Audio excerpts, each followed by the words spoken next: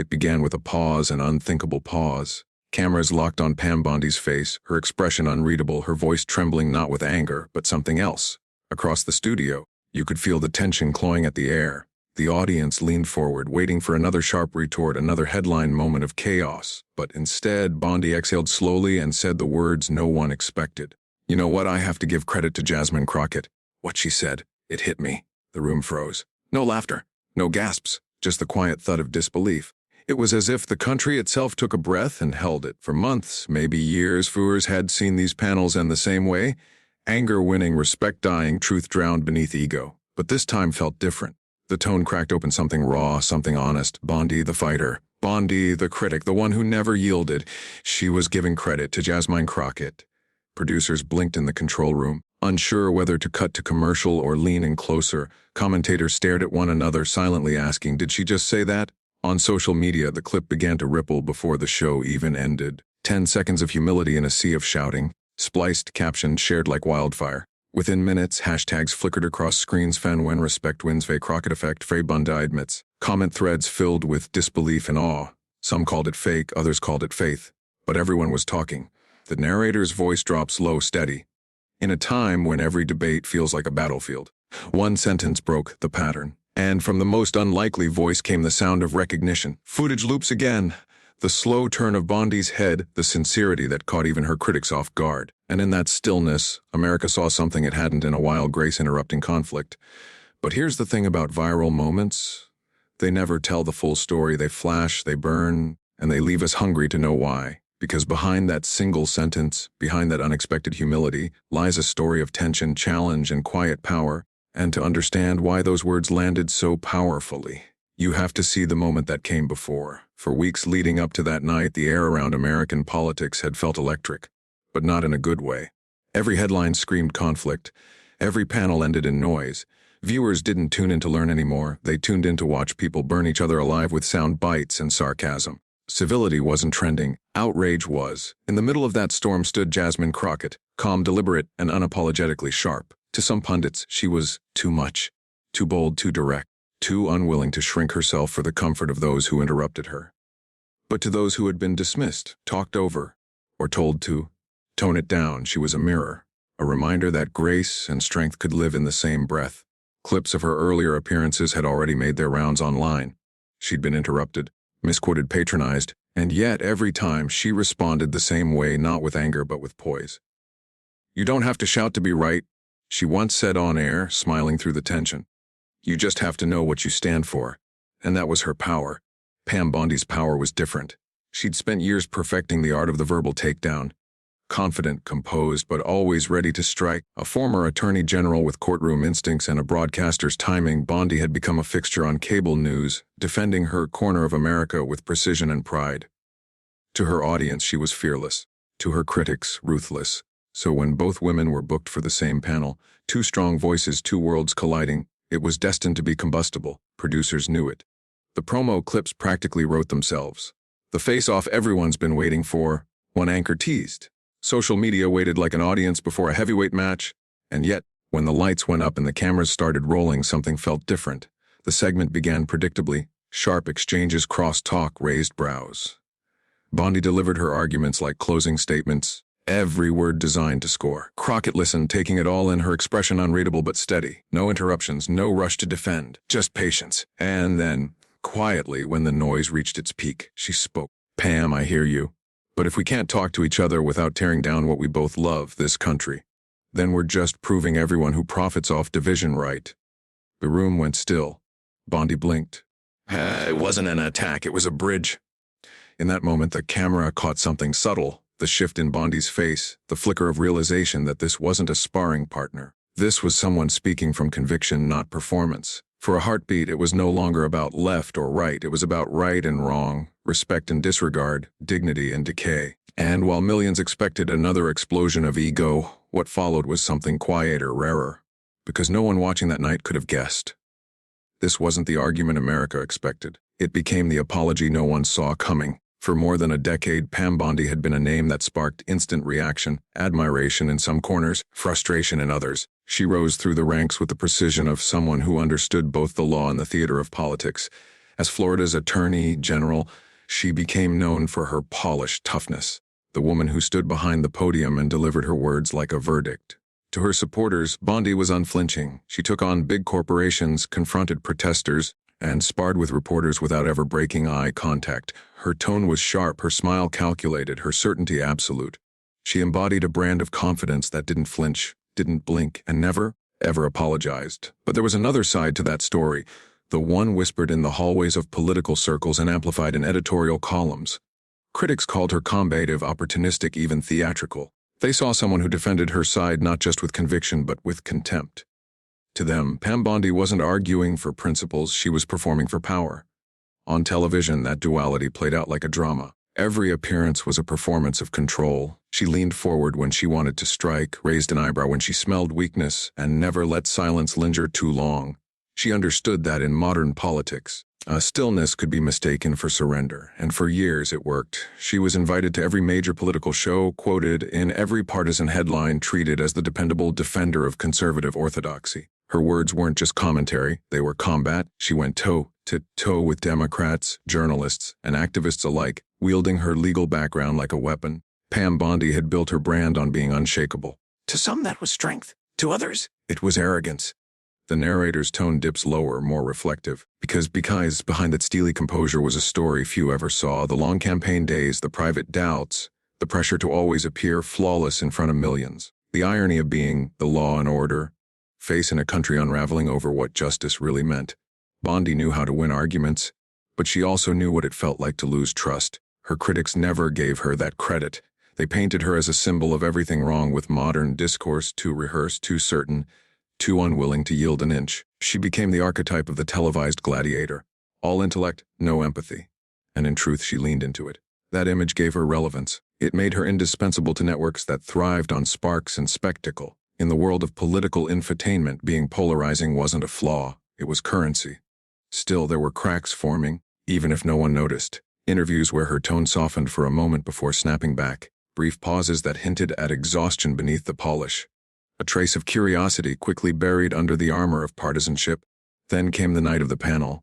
Another routine debate, another expected clash.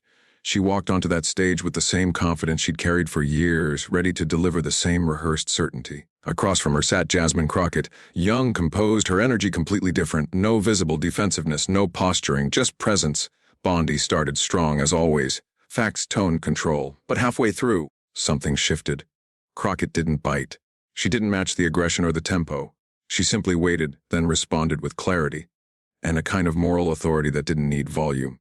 For the first time in years, Bondi's rhythm faltered. You could almost see the calculation behind her eyes change. The realization that the woman across from her wasn't an opponent. She was a reflection of everything missing from today's discourse. And when Crockett spoke of respect, of country, of listening even to those who disagree, it hit something deeper than politics. It brushed against fatigue, against the buried longing to stop performing and just hear. Maybe it was the contrast, maybe it was the courage of calm, maybe it was simply timing. That rare collision of two people on opposite sides who accidentally stumbled into the same truth. But something about that night, something in Jasmine Crockett's words, broke through. It didn't erase Bondi's reputation or rewrite her past. But for the first time, it made the unshakable tremble. And to understand what changed, we have to meet the woman whose wisdom disarmed her. Before she ever stood under the bright lights of Congress or trended across political Twitter, Jasmine Crockett was just a girl from Texas who believed that justice should feel like fairness, not performance. Her story didn't begin in marble hallways or TV studios. It began in classrooms and neighborhoods where inequality wasn't a theory, it was reality.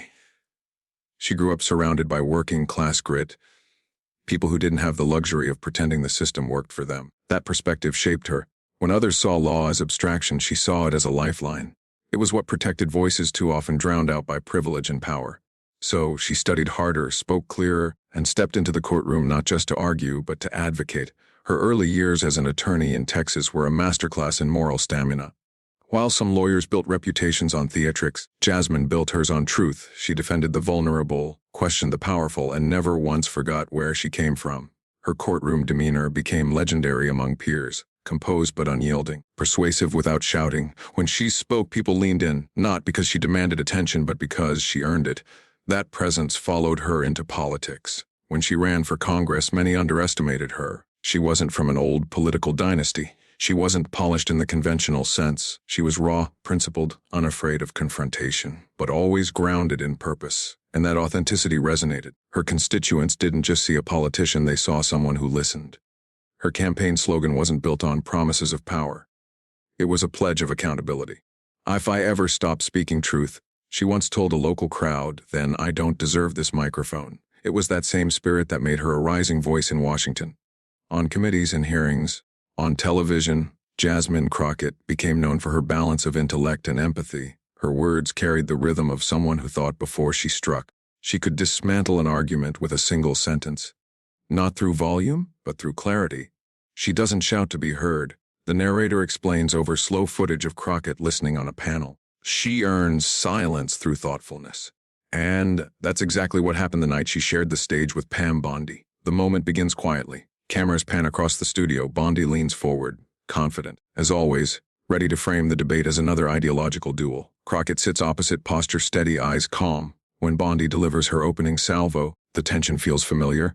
Another night of televised polarization. But this time, something shifts. Crockett doesn't interrupt. She doesn't roll her eyes or meet fire with fire. She listens. Every word, every pause. And when she finally speaks, her tone is deliberate, soft, but surgical. "We can't build a future on disrespect," she says. "We have to build it on recognition, even of those who oppose us." It isn't shouted. It isn't rehearsed. It lands with the weight of sincerity. The kind that cuts through noise and forces silence. The camera catches Bondi's face, not defensive, not combative, just still. For a split second, she looks less like a pundit and more like a person processing something unexpected. Social media would later replay that line thousands of times, isolating it, looping it, captioning it over reaction clips and commentary threads. But in that raw moment, there were no hashtags. Just two women on opposite sides of the political spectrum, one speaking, one hearing. That's what Jasmine Crockett does best. She humanizes what politics dehumanizes. She refuses to see disagreement as war or opponents as enemies. To her, debate isn't about domination, it's about revelation. The idea that truth can survive tension if both sides are brave enough to listen. And that bravery didn't come from comfort. It was forged in the pressure of being underestimated, dismissed, and at times caricatured. She'd been called too bold, too emotional, too direct. But rather than harden her, it refined her. She learned to use grace as strategy, to make poise more powerful than anger. Strength, she once said in an interview, "Isn't about how loud you are. It's about how clearly you stand when everyone's trying to shake you." That philosophy wasn't abstract, it was lived. Every panel, every speech, every viral moment came with the same quiet rebellions, proving that intellect and empathy could coexist. That being passionate didn't mean being polarizing. So when she faced Pam Bondi that night, she wasn't just speaking to one person. She was speaking to a pattern, to the culture of division that rewarded outrage more than honesty. And she did it with a kind of grace that made even cynics pause. It's easy to forget in today's climate how rare that is. How rare it is for someone to look across the aisle and say, "I see you. I disagree with you, but I still recognize your humanity." That's what Crockett embodied. That's what made her moment viral. Not spectacle, but sincerity. And for Bondi, a woman who had spent years mastering the art of combat, those words hit like a mirror. Because it wasn't just what Jasmine Crockett said, it was how she said it. Measured, grounded, disarming in its decency. And that tone changed everything. The studio was electric before the cameras even rolled. Producers whispered countdowns through headsets, lights flared across polished desks, and the usual soundtrack of partisan chatter filled the air. Everyone knew what kind of night it was going to be, sparks, not substance. Pam Bondi sat with the confidence of someone who had done this 1,000 times. Notes perfectly aligned, gaze fixed forward, she was ready to draw lines and defend them. Across from her, Jasmine Crockett waited, hands folded, shoulders relaxed. That same quiet steadiness that unnerved even the most seasoned debaters. The moderator's voice broke through the noise. "Tonight, accountability, policy, and the state of our democracy." And just like that, the opening bell rang. Bondi led with practiced precision, polished phrases, rhetorical jabs, carefully aimed to land clean. "What we're seeing," she said, "is a complete breakdown of responsibility on the other side. We keep pretending that chaos equals leadership." Crockett nodded, unbothered. "I hear that," she replied evenly. "But accountability doesn't mean control. It means conversation." Bondi countered instantly. "Conversation doesn't fix lawlessness." The back and forth built momentum. Each point sharpened. each rebuttal tighter. Other panelists jumped in, voices overlapping, the moderator struggling to maintain order. The rhythm was familiar, the clash of ideology and ego fueled by sound bites designed for virality. Representative Crockett. One guest interrupted. "Don't you think your side?" "I think," she said, cutting in gently but firmly. "We've all forgotten that shouting isn't the same as leading." But her words were drowned beneath a wave of overlapping rebuttals. Everyone talking, no one listening. The chaos crescendoed, sound mixing into static, and then Crockett raised a hand, not to silence, but to steady. Her tone dropped calm but commanding. "If we can't listen," she said, eyes sweeping the table, "we can't lead." It wasn't loud, but it cut through everything. The studio fell still, the kind of silence that doesn't happen on live television. The audience, the moderator, even the producers behind the glass, everyone froze. Bondi looked at her across the table. Something in her posture changed. Her shoulders, once squared in defiance, softened. Her eyes narrowed, not in anger, but in thought. The narrator's voice layered over the quiet. In a world where volume wins the room, silence became Jasmine's weapon. And, in that silence, something shifted. The camera lingered, the red recording light still blinking, the hum of the studio mixing with the heavy pause. Crockett didn't press further. She didn't gloat or smirk or fill the air with self-congratulation. She simply let the words breathe. "If we can't listen, we can't lead," the line echoed, a challenge disguised as grace. Bondi's hand dropped from her stack of notes. For a moment she wasn't the prosecutor, the pundit, the partisan warrior. She was just a woman staring at another woman who refused to play the same game. And that's what made it powerful. Because this wasn't submission, it was strength reframed. Bondi leaned back slightly, her usual counterargument forming and fading all at once. The corners of her mouth twitched. Not in disdain, but in dawning realization.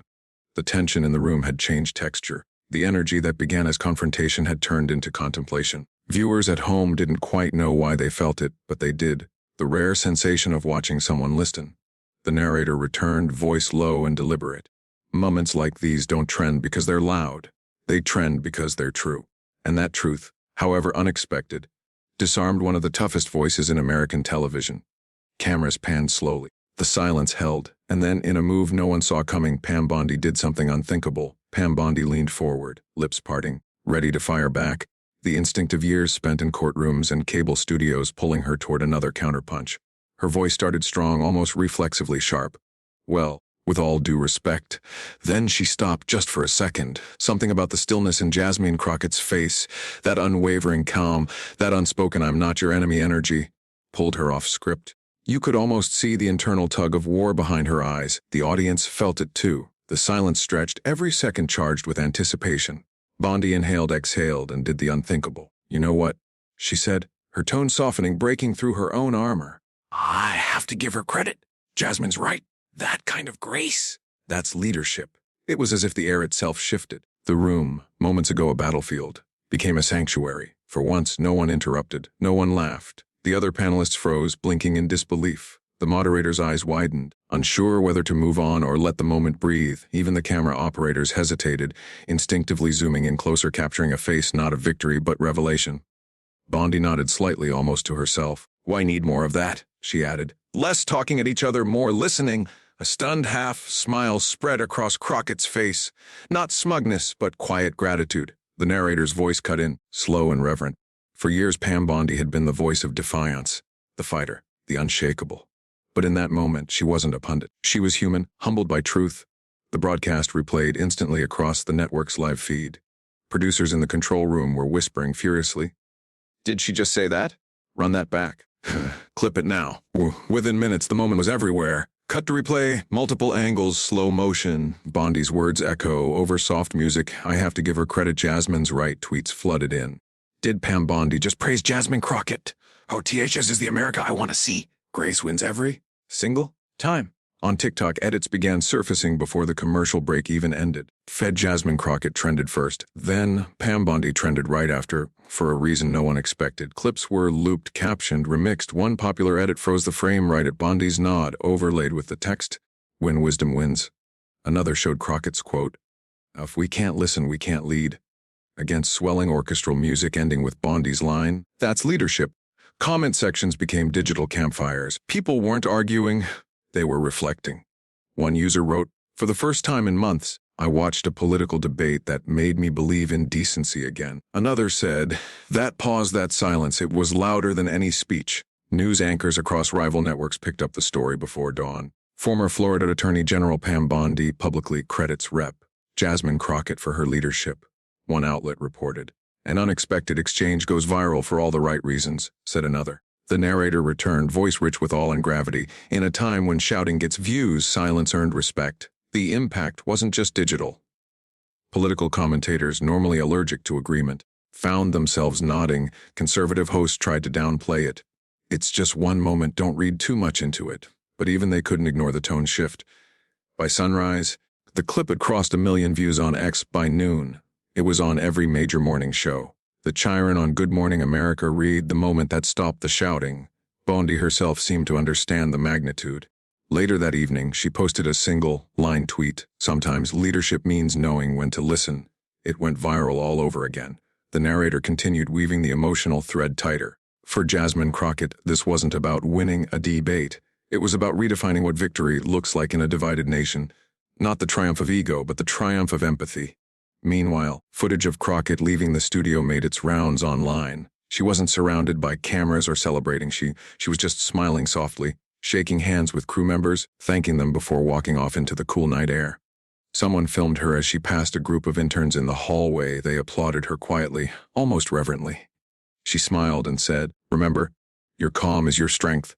That moment, too, went viral. It wasn't just politics anymore. It was culture. Montages appeared across platforms, set to inspirational music, juxtaposing Jasmine's calm against years of political shouting. This is what leadership looks like. Read one caption.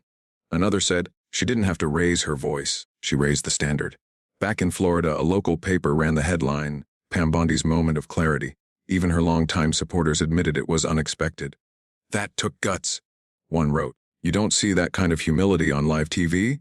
And beneath all the commentary, there was a current of something rare. Respect.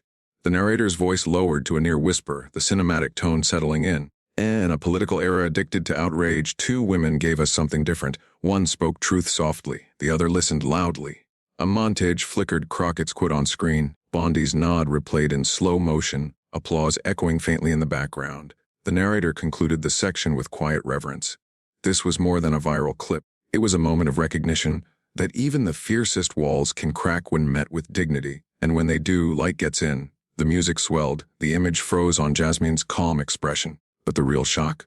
The narrator said, voice tightening into suspense, came hours later, when America itself began to respond. It started as a flicker. A few stunned tweets, a handful of retweets, quiet murmurs of disbelief, but by dawn it had become something else entirely, a movement, an echo, a digital standing ovation, 5 respect over age for Crockett effect, Pam Bondi apologizes, 3 hashtags, born out of one moment of humility, began flooding timelines across America. On Twitter, or X as it's now called, the reactions came fast and raw. What? Did Pam Bondi just agree with Jasmine Crockett? One user wrote, the post racking up 500,000 likes within hours. Another, forget the policies. That right there was humanity on live TV. Clips of the exchange were looped endlessly.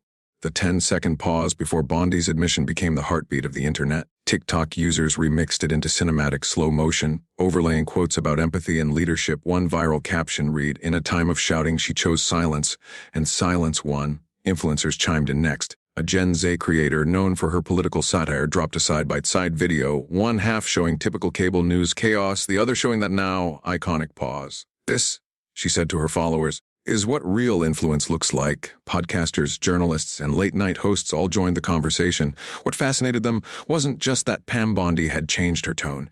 It was why. Something in Jasmine Crockett's composure had cracked the armor that politics had built around so many public figures. One headline read, Crockett didn't win the debate.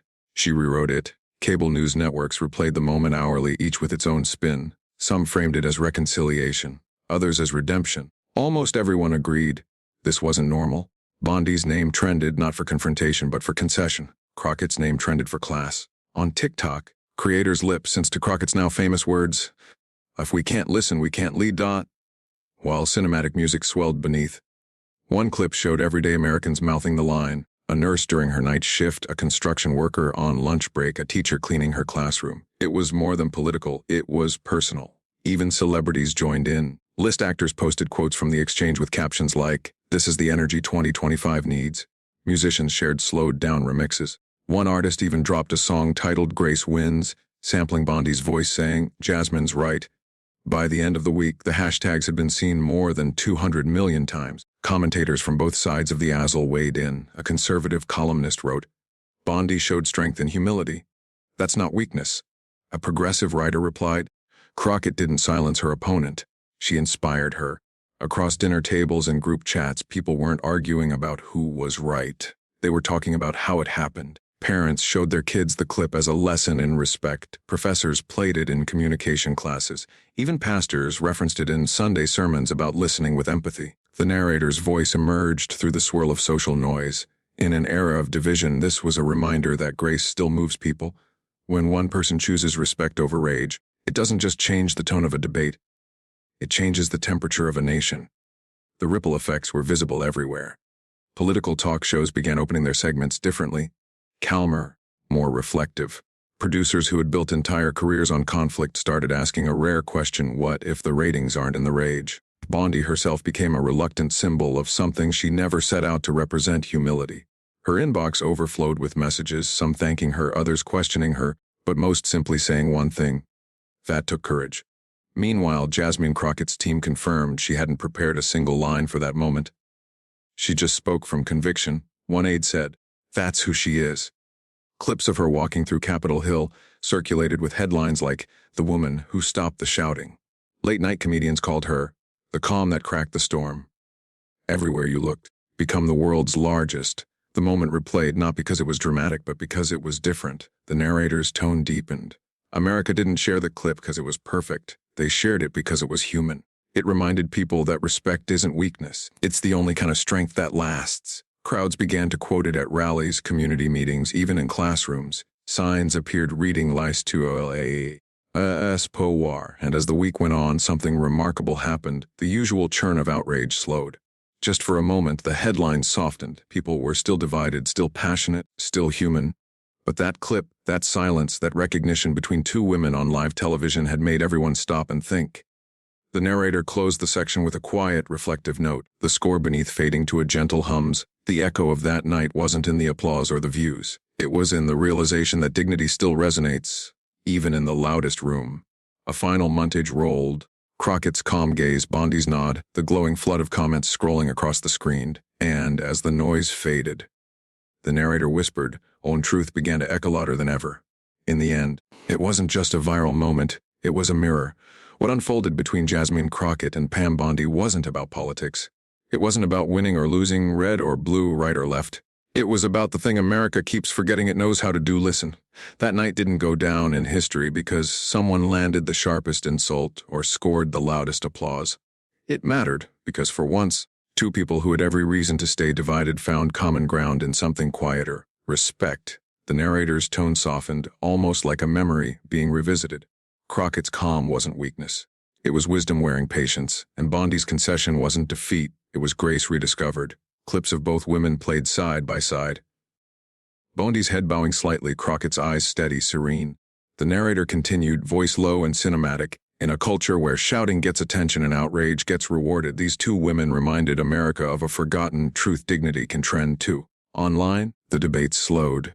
The hashtags didn't just echo the moment, they carried a message. Respect over rage wasn't a slogan anymore, it became a principle. Teachers used the clip in classrooms to show students what leadership sounds like. Activists quoted it at rallies to remind crowds that empathy isn't surrender, it's strategy. And somewhere, in countless living rooms, families who hadn't watched a debate together in years sat side by side and said, "That was different."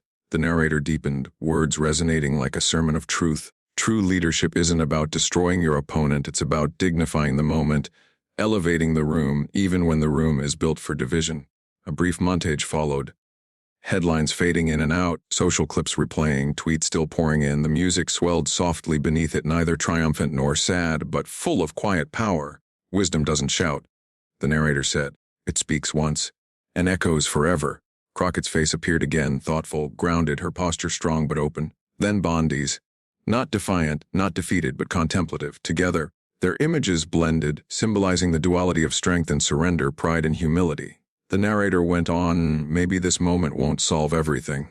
Maybe tomorrow the shouting comes back. For one brief night, America remembered what courage sounds like when it's calm, what power looks like when it listens, what patriotism feels like when it's shared. A faint crowd sound played, not cheering. A slow collective exhale. Maybe we're not as divided as we think, the narrator said.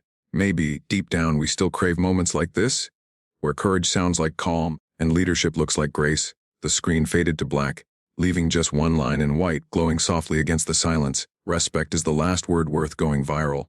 ChatGPT can make mistakes. Check important info. The story began with confrontation, two powerful women on opposite sides of the political spectrum.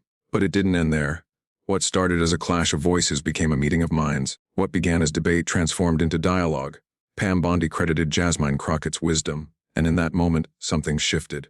Not just on that stage, but across the country. Because acknowledgement, in today's climate, is an act of courage. The narrator's voice steadied, warm but resolute. This wasn't about who won the argument. It was about who elevated it. Clips replay in reverse. The noise, the interruptions, the turning point. Rewinding to that single sentence that changed everything.